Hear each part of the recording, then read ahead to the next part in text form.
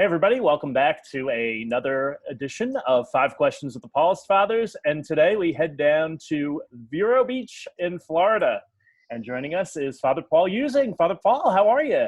I'm doing fine. Thank you, Mike. Good. And hey, let's get right into it. Question 1. Okay. What's one word that you would use to describe the climate in Florida right now? Oh, you mean physical climate? It's hot. It's hot. Yeah, we figured If that you're part talking out. about the psychological climate, I think we're all sort of quarantined out, but we're living with it. I hear The you. summers here are, the winter and fall, spring are beautiful. The summers, they're nice in the morning, but it gets quite hot in the afternoon. Yeah, exactly. Yeah. And quarantine stuff is going okay And down the there at this point? quarantine, it is. I think we're all kind of tired of it, the Paulist people in general, but we're dealing with it.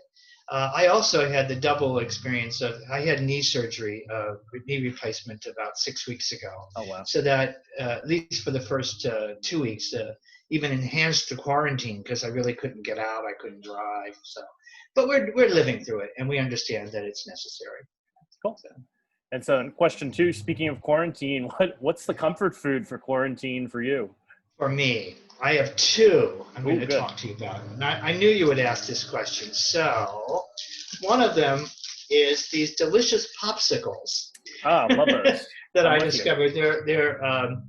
They're just juice and with no added sugar. And this one Grape, is raspberry. raspberry. It is delicious. It is delicious. I've been eating these. They're 30 calories each. Not too bad. And now you don't make So- those yourself, right? Those Oh, are... no. Okay. You want the it's called Outshine, but okay, I'm not plugging them in that sense. But I'll finish it up as we talk. Okay. We'll call them for a sponsorship later. It'd be great. Okay. The other food is may surprise some people because they think of Florida as oranges, but Florida has a lot of agriculture, and one of the great crops is corn. And I know up north corn comes in a bit later, or maybe now, but here it's April and May, and it is delicious. The corn goes down from like 80 cents an ear to 20 cents an ear, and it's really good. So we certainly, when it was in great supply, we had a lot of corn here, and it is delicious. So yes, that's the answer to your question. On the cob or creamed on the cob, I sometimes get fresh corn and take it off the cob and cook one of my mother's old recipes for what's called fried corn. You put corn in a skillet with butter and milk, and you can put in lima beans if you want, but I don't. Sure. And then just cook it for like 10 minutes. And it's very good. Very good. Yes. I'll try that tonight. That's good. Try it. Yes. You can use canned corn, but don't use fresh corn. It's much better. Yeah, absolutely. Yeah. Okay. And so question 3. Yes. All of the guys at Vero Beach are of, shall we say, a certain age, and they are all probably much more at risk than younger people would be throughout this time of COVID-19. So as the superior, what's the one thing that you really have to keep in mind, or the thing you most have to keep in mind in caring for Well, yes, we are of a certain age, and I think we've been very cautious because of that. I think we're all we're in pretty good health, really. Knee replacement isn't life-threatening, you know what I'm saying? So we're in pretty good health, but nevertheless, being of a certain age, you do have to be careful. So we each do our own thing, but I've been to a restaurant indoors, and it was kind of like indoor-outdoor thing once, and that I did kind of like, I'm not sure I want to do this. But we're very cautious with regard to such things, I would say. Yeah. And I was tested before the surgery because they won't do the surgery if you had it. Sure. And I was negative. Of course, the problem is when you're tested and found negative, you could get the virus the next day. In some ways, it's kind of like, well, what does this mean? But we're being cautious, I would say that. I do go occasionally for a walk in a park, but there's hardly anybody else in the park, so it's okay. Yeah. Cool. And I go to the grocery store, but social distance with a mask. Yeah, of course. Yeah. Good. So question 4. Yes. What's the one thing, or what's the biggest change that you think is going to occur in the church post COVID-19? Oh yeah. Now that's an interesting question because who knows is the real answer. Right. And the other thing I would say is it's a psychological truism that the best predictor of future behavior is past behavior.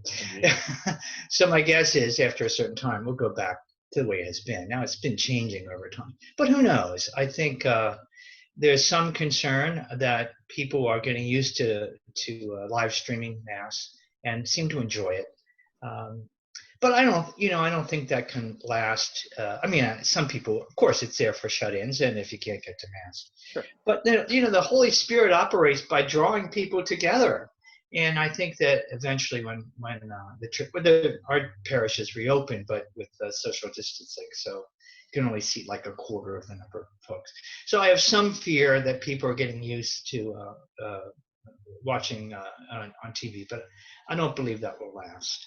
So beyond that, it's hard to say. I would hope there'd be some appreciation for all the work, all the different exceptions that have to be made. I know some of our parishioners were distressed when we couldn't do Mass anymore, understandably, or couldn't do Mass publicly.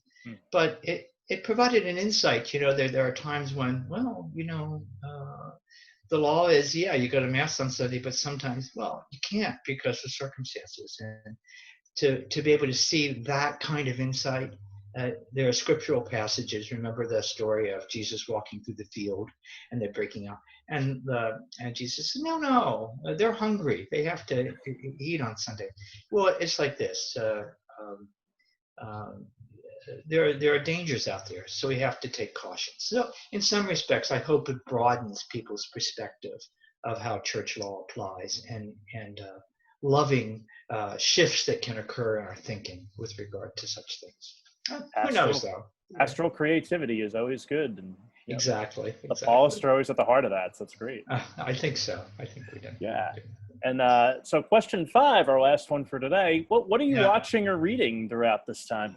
Okay, well, you told me this was going to happen, of course. So I did give some thought to it, and 2 books, both of which were gifts to me, and I would not really have read probably otherwise because they're long and forbidding. But but of course, the popularity of Hamilton, I know it's a little not passe, but it's been around for a while. But I read Ron Chernow's biography of Hamilton, which was really wonderful. And by the way, the musical captures that book beautifully. It's just wonderful. So I recommend that. And then another book that someone lent me, I hold it up for you like this. This is a book by Lin-Manuel Miranda and Jeremy McCarter, who is his associate. And it talks about all of the songs individually and the development of the show. So it's very, very good. And the thing to do is to download the Hamilton album. And then you read how the song was written or how it fit in or different, and then listen to it again. And it just is very, very interesting, very interesting. Another book that was a Christmas present, and I read I didn't read it originally. I waited to the coronavirus quarantine, is this biography of Leonardo da Vinci. It's by Walter Isaacson, a very well-known biographer. And it's very good too. There are certain chapters that are a little boring, to be honest with you. Like he was a water engineer. I'm not too interested in that. But other aspects of it are really fabulous. It's a fabulous book and an eye-opener. We all know Da Vinci was a genius, but you get new insight. I was going to say, now you really know it, right? And then watching on TV, I am a sucker for mysteries. Okay. So I always get caught up in, I'm going to mention 3 things. Even though I've seen them thousands, well, I exaggerate, a lot. I am a sucker for Law and Order marathons. So once in a while in the quarantine, I'd sit down and watch 2 or 3 episodes of Law and Order. It's on all the time. And then on YouTube, you can get many Hercule Poirot mysteries. So I've been watching those. And the Midsummer Murders, I'm watching those a lot. So, okay, cool. So those things I watch, and that's just because I like to watch mysteries. Yeah. on the Law and Order, every once in a while you see your community in 59th Street because they would occasionally You know, use once our in a while, offices. you see the church. Or I lived Yeah. in New York for a long time. That's one reason I like it. So you see, oh, I've been there many times. You know, although there are some places, yeah. Oh, I was that's new. my old Yeah, office when I was at Busted Halo was at 59th Street, of course, and I'm of sitting there course. watching. I'm sitting in my house watching Law and Order one night, and I'm looking. I'm like, boy, that place looks familiar. And I'm like, oh wait, that's my office. Is it really your It was office? really my office. Oh, I didn't know they I actually filmed yeah. inside the church One office. point they used the rectory. They just used that office space for some reason. And I remember I Oh, called Father Eric yeah, Andrews and said, did Law and Order use your office when it was your office? Because it was right. his office before it was mine when he was on the pastoral staff. And he said, yeah, that's accurate. I Yeah, was like, oh, wow. when I was pastor in Chicago fairly recently, one of the shows based in Chicago came and they looked very much at our parish offices and stuff, but they chose not to use it. So I forget the name of the show. It's very famous, but they never used it anyway. Anyway, So yeah. left on the cutting room floor again. Yeah, well, we weren't even filmed. Oh, wow. We were in their I see. Rolodex. We I were in got their online Rolodex, I suppose. you. Well, Father Paul, it was really great talking to you, and I'm glad you were able to take the time today. And stay safe down in Florida. I know things have gotten a little crazy down there. It has, but you Creepiness. know, the main areas where it's gotten crazy is Miami-Dade and Tampa. There, it of course is here, but it's not as widespread. So, Good. but we're still cautious. Of course, yeah. We're still cautious, yes. Well, stay safe and know that we're praying for you guys, and thank you for praying for us, and continue to do so. And thank you, and keep up the great ministry. Thanks. Okay. So this has been 5 Questions with the Paulist Fathers, and thanks again to Father Paul Huesing, and we'll see you all at another time.